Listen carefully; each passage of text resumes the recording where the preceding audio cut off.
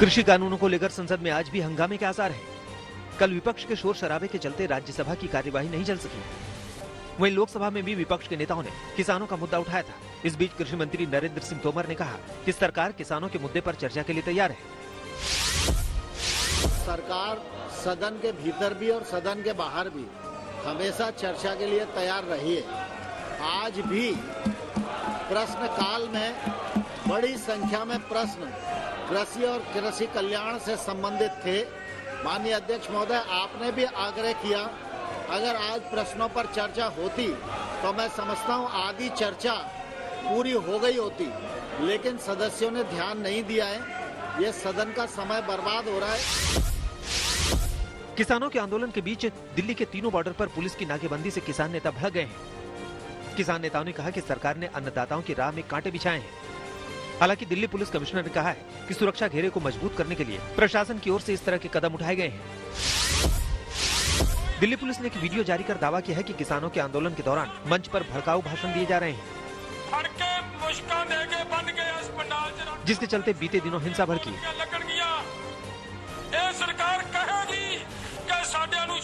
Police ने दावा किया है कि ऐसे वीडियो मिले हैं जिसमें पुलिस वालों पर हमला करने और उन्हें बंधक बनाने तक की बात कही गई। कि जेता तुसी डांग सोटा वरत लिया तो तुसी की बन जाओगे। आंदोलन के बीच राष्ट्रीय किसान महासंघ के नेता और किसान मोर्चा के कुछ सदस्यों ने दिल्ली में एनसीपी अध्यक्ष शरद पवार और शिवसेना नेता संजय राउत से मुलाकात की। किसान नेताओं ने शरद पवार से कहा कि वो विपक्षी नेताओं से बात करें और फिर किसानों के प्रतिनिधियों की पीएम मोदी से मुलाकात कराने की कोशिश करें ताकि किसानों के आंदोलन का हल निकल सके। 6 फरवरी को चक्का जाम से पहले किसान नेता अपने आंदोलन को तेज करने की कोशिशों में लगे हैं। आज राकेश टिकैत हरियाणा के जींद में खाप पंचायतों के सदस्यों और किसानों से मुलाकात कर आंदोलन पर आगे की रणनीति बनाएंगे। इसके बाद राकेश टिकैत वहां एक जनसभा को भी संबोधित करेंगे। किसानों के आंदोलन को देखते हुए हरियाणा के 7 जिलों में इंटरनेट सेवाओं पर लगी रोक आज शाम 5 बजे तक बढ़ा दी गई है। हरियाणा सरकार ने कैथल, पानीपत, जींद, रोहतक समेत 7 जिलों की इंटरनेट सेवाएं बंद कर रखी हैं ताकि किसानों के आंदोलन के बीच कोई उपद्रव न हो सके। किसान आंदोलन के मसले पर पंजाब के सीएम कैप्टन अमरिंदर सिंह की ओर से बुलाई गई सर्वदलीय बैठक में बीजेपी शामिल नहीं हुई, जबकि आम आदमी पार्टी ने इस बैठक से वॉकआउट कर दिया। बैठक के बाद अमरिंदर सिंह ने कहा कि केंद्र सरकार को तुरंत तीनों कृषि कानूनों को वापस लेना चाहिए और किसानों की मुश्किलों का हल निकालना चाहिए। 6 फरवरी को किसानों के चक्का जाम का छत्तीसगढ़ के मुख्यमंत्री भूपेश बघेल ने समर्थन किया है। 26 जनवरी को ट्रैक्टर मार्च में हुए हंगामे के बाद अब किसानों ने 6 फरवरी को देश भर में चक्का जाम करने का ऐलान किया है। किसान दोपहर 12 बजे से 3 बजे तक चक्का जाम करेंगे।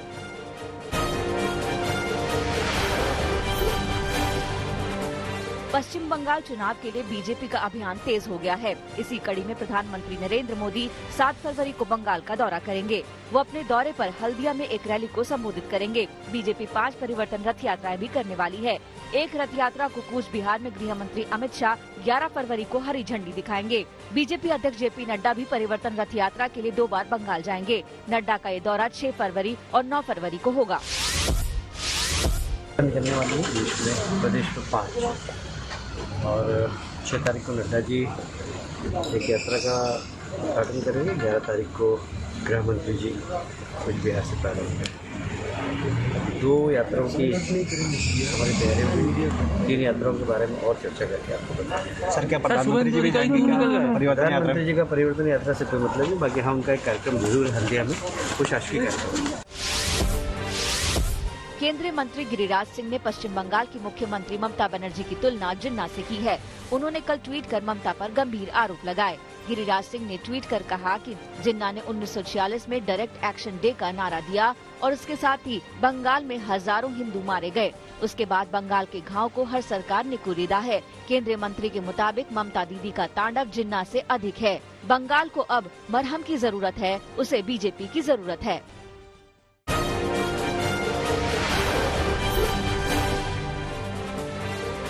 तृणमूल कांग्रेस छोड़ने वाले डायमंड हार्बर सीट के विधायक दीपक हल्दर बीजेपी में शामिल हो गए हैं।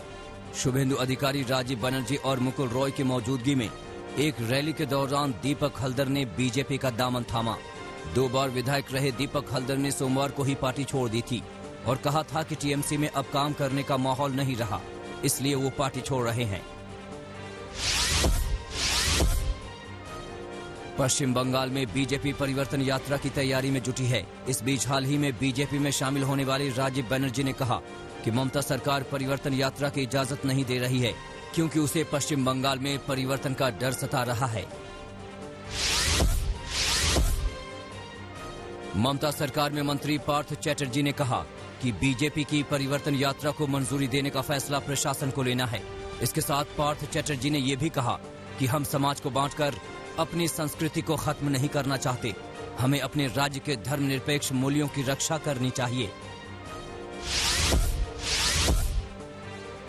पश्चिम बंगाल के नॉर्थ 24 परगना जिले में बीजेपी की महिला कार्यकर्ता की पिटाई का मामला सामने आया है। पिटाई का आरोप तृणमूल कांग्रेस के कार्यकर्ताओं पर लगा है। बीजेपी की महिला कार्यकर्ता का आरोप है कि टीएमसी के नेता के करीबी उत्तम मंडल को जब उन्होंने एक महिला से लिए उधार पैसे लौटाने को कहा तो टीएमसी कार्यकर्ताओं ने उनसे मारपीट शुरू कर दी। पश्चिम बंगाल के अलीपुर द्वार में मुख्यमंत्री ममता बनर्जी के कार्यक्रम के दौरान एक महिला बीजेपी का झंडा लेकर पहुंच गई, जिसके बाद कार्यक्रम स्थल पर जमकर हंगामा हुआ। बीजेपी का झंडा लेकर पहुंची महिला ने स्टेज की ओर बढ़ने की कोशिश की तो मौके पर मौजूद महिला सुरक्षा कर्मियों ने उसे पकड़ा और कार्यक्रम स्थल से दूर ले गई। पश्चिम बंगाल में मुस्लिम वोटों को लेकर जारी सियासत के बीच फुरफुरा शरीफ के दूसरे पीरजादा तोहा सिद्दीकी ने पीरजादा अब्बास सिद्दीकी को जोकर बता दिया। पीरजादा तोहा सिद्दीकी ने कहा कि अब्बास सिद्दीकी को राजनीति की समझ नहीं है और राजनीति में उतरने के उनके फैसले ने परिवार पर कलंक लगा दिया है। हाल ही में अब्बास सिद्दीकी ने राजनीति में उतरने का ऐलान किया और अपनी पार्टी भी बनाई है। पश्चिम बंगाल में विधानसभा चुनाव से पहले संविदा कर्मचारियों ने ममता सरकार के खिलाफ मोर्चा खोल दिया है। बांकुड़ा में अपनी मांगों को लेकर विदा कर्मचारियों ने 2 दिनों की हड़ताल शुरू कर दी। प्रदर्शनकारियों ने चेतावनी दी है कि अगर उनकी मांगें नहीं मानी गई तो वो अपना आंदोलन तेज करेंगे।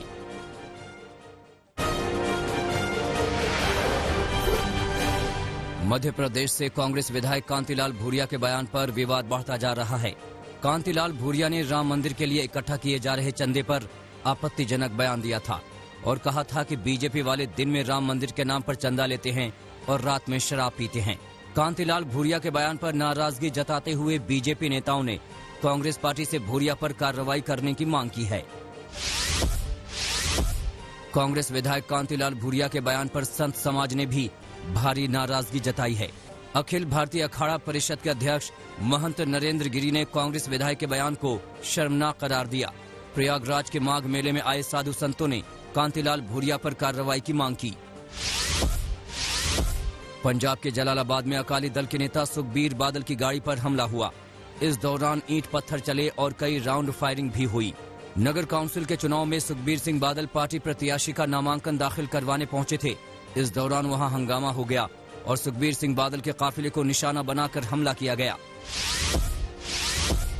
बीजेपी अध्यक्ष जेपी नड्डा ने 4 राज्यों के विधानसभा चुनाव में चुनाव प्रभारी और सह प्रभारी की नियुक्ति कर दी है। बीजेपी ने नरेंद्र सिंह तोमर को असम विधानसभा चुनाव का प्रभारी बनाया है, जबकि जितेंद्र सिंह को सह प्रभारी बनाया गया है। तमिलनाडु में किशन रेड्डी को चुनाव प्रभारी और जनरल वीके सिंह को सह प्रभारी बनाया है। वहीं प्रहलाद जोशी को केरल विधानसभा चुनाव में पार्टी का प्रभारी बनाया गया है। बिहार में जल्द ही मंत्रिमंडल विस्तार हो सकता है। बीजेपी सूत्रों के मुताबिक मंत्रियों की संख्या और मंत्रालय को लेकर पहले ही सहमति बन चुकी है। चर्चा इस बात की हो रही है कि मंत्री पद किन नेताओं को दिया जाए। मंत्रिमंडल विस्तार को लेकर सोमवार को बीजेपी अध्यक्ष जेपी नड्डा के घर पर बिहार बीजेपी के कोर ग्रुप की बैठक हुई थी, जिसमें भूपेंद्र यादव, सुशील मोदी, संजय जायसवाल, राधा मोहन सिंह, तारकेश्वर प्रसाद और संगठन मंत्री नागेंद्र भी मौजूद थे। इस साल 5 राज्यों में होने वाले विधानसभा चुनाव को लेकर कांग्रेस ने भी तैयारियां तेज कर दी हैं। कांग्रेस अध्यक्ष सोनिया गांधी ने केरल में विधानसभा चुनाव की तैयारियों को लेकर 40 सदस्यों की एक कमेटी का गठन किया है। इस कमेटी में पूर्व केंद्रीय मंत्री AK एंटनी और शशि थरूर शामिल हैं।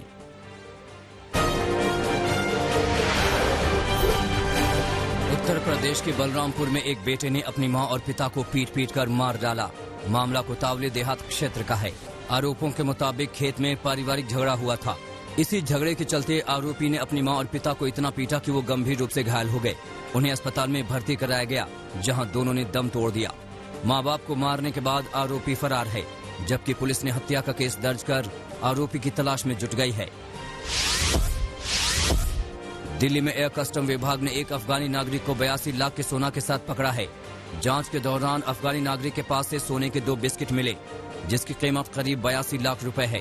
अब कस्टम विभाग सोने की तस्करी के एंगल से जांच कर रही है और अफगानी नागरिक से पूछताछ कर रही है कि कहीं ये सोने की तस्करी का कोई बड़ा अंतर्राष्ट्रीय गिरोह तो नहीं है। झारखंड के कोडरमा में एक महिला की हत्या का खुलासा हो गया है।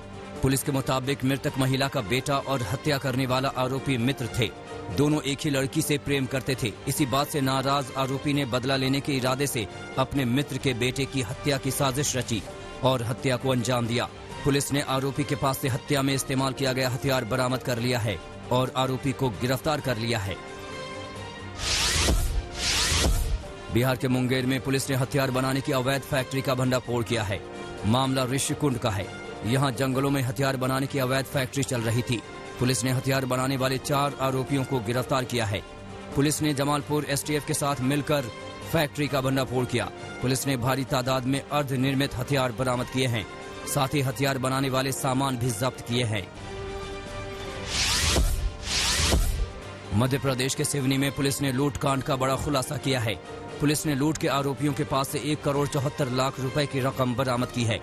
पुलिस के मुताबिक आरोपियों ने 30 और 31 जनवरी की रात उत्तर प्रदेश के कौशाम्बी और प्रतापगढ़ में लूट की वारदात को अंजाम दिया था। यूपी के कौशाम्बी में जौहरी ने 40 लाख रुपए लूट की एफआईआर दर्ज कराई थी। पुलिस ने रुपए के साथ लूटा हुआ सोना भी बरामद किया है। पुलिस के मुताबिक सोना लेकर ये मुंबई जा रहे थे।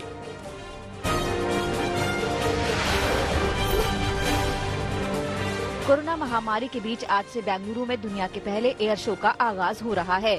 इसे एरो इंडिया 2021 का नाम दिया गया है। दुनिया के कई देशों के वायुसेना के विमान इस शो में शामिल हो रहे हैं। हर 2 साल में एक बार होने वाले इस शो में कई डिफेंस डील भी होंगी। इस बार HAL बड़े पैमाने पर अपने विमानों और हेलीकॉप्टर्स की प्रदर्शनी कर रहा है। सुखोई 30 MKI ALH ध्रुव का भी प्रदर्शन होना है। अमेरिका का सबसे खतरनाक बम वर्षक विमान B-1B लांसर भी इस शो का हिस्सा होगा। 5 फरवरी तक ये आयोजन चलेगा। रक्षा मंत्री राजनाथ सिंह भी एरो शो के दौरान मौजूद रहेंगे। नागालैंड के दीमापुर में नेशनल हाईवे 29 पर चट्टान खिसकने से अफरा तफरी मच गई। इस हादसे की चपेट में कई गाड़ियां आ गईं, जिसमें 3 लोग जख्मी हुए हैं। 4 गाड़ियां क्षतिग्रस्त हुई हैं। मलबा हाईवे पर आने की वजह से प्रशासन को ट्रैफिक की आवाजाही पर रोक लगानी पड़ी। मलबे में दबी गाड़ियों को क्रेन की मदद से बाहर निकाला गया। पुलिस ने अपील की है कि लोग आने जाने के लिए दूसरे रूट का इस्तेमाल करें।